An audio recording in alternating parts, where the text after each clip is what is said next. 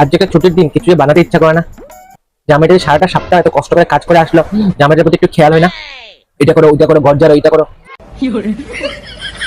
আমার কথাটা ভাবো, আমি তো একটা মেশিন না, একটা জন্তু না, একটা মানুষ, যা একটু কিছু বানিয়ে আনো। ও কি কিছু খাবে নাকি? ঠিক আছে, দাঁড়াও বানিয়ে আনছি তোমার জন্য। ছুটির দিন, কথা তো সত্যি, দাঁড়াও আনছি বানিয়ে। A few moments later. গরম গরম পকোড়ি নিয়ে চলে আসলাম, দেখো এই যে। কি গো, কেমন হয়েছে পকোড়ি? কিছু বলছো না যে? কেমন আছে? তুমি তো খেয়ে দেখেছো, বলো তুমি কেন ছুটির দিন আমার সাথে একটা ঝগড়া করতে চাইছো? বলো, বানানো ইচ্ছে না তাহলে কেন বানালে? এগুলো খাওয়ার উপযুক্ত?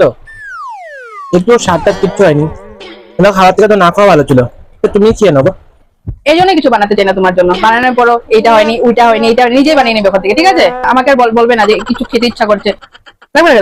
আমি একলা একলাই খেয়ে নেবো।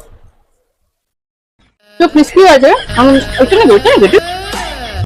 बड़ा हरामी हो।